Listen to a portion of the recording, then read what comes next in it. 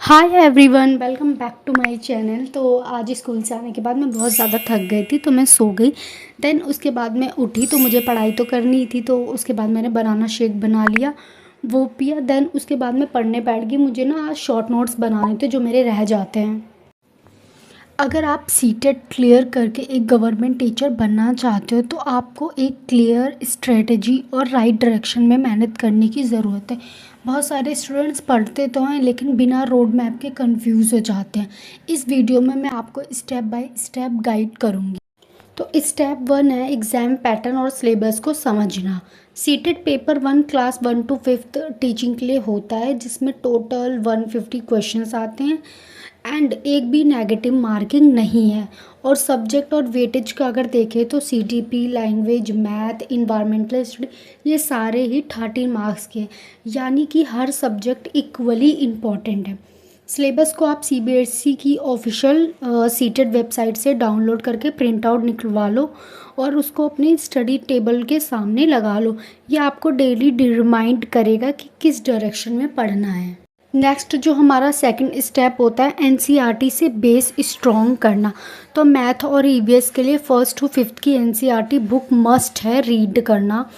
Example math में pattern, shapes, measurement जैसे topic directly NCERT से पूछे जाते हैं। ईवीएस में family, food, travel, shelter chapter से डायरेक्ट क्वेश्चंस आते हैं। लैंग्वेज के लिए तो लैंग्वेज 1 के लिए स्ट्रॉन्ग चॉइस करो, और लैंग्वेज के लिए लैंग्वेज 1 अपनी स्ट्रॉन्ग चूज़ करो, हिंदी या इंग्लिश। लैंग्वेज 2 दूसरी चूज़ करो जिसमें ग्रामर, कॉम्प्रिहेंसिव दोनों इक्वली इम्पॉर्टेंट है। आप रोज़ थोड़ा थोड़ा एनसीईआरटी रीड करना स्टार्ट करो, फिर उस चैप्टर के सीटेट की पीवाईक्यू सॉल्व करो। नेक्स्ट थर्ड जो है चाइल्ड डेवलपमेंट और पैडागोजी, बैकबोन ऑफ सीटेट। तो ये तो बैकबोन है सीटेट की। सीडीपी को सोल ऑफ सीटेट कहा जाता है। इंपॉर्टेंट टॉपिक्स है growth and development, प्याजे, Vygotsky, Kohlberg की theory, inclusive education, child with special need, learning motivation theories.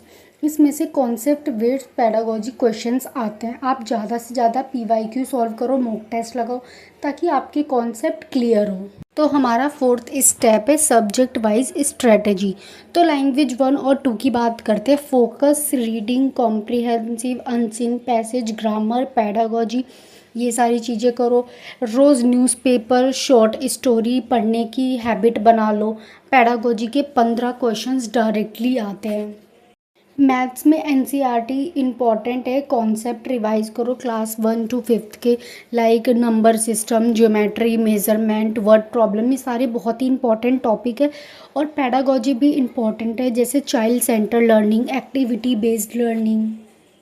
तो स्टेप 5 है डेली स्टडी प्लान। अगर आपके पास फुल टाइम है तो CTP, language 1, language 2, math, EVS, इन सबको 1 आवर दो, प्लस आप 30 मिनट रिवीजन और पीवाईक्यू भी सॉल्व करो। अगर आप जॉब या हाउस होल्ड वर्क के साथ प्रिपेयर कर रहे हो तो मैक्सिमम 2 या 3 मतलब आवर्स आप फिक्स करो। सुबह एक सब्जेक्ट, रात में एक सब्जेक्ट, और वीकेंड में फुल स्ट्रेंथ मॉक टेस्ट वगैरह करो, पीवाईक्यू करो।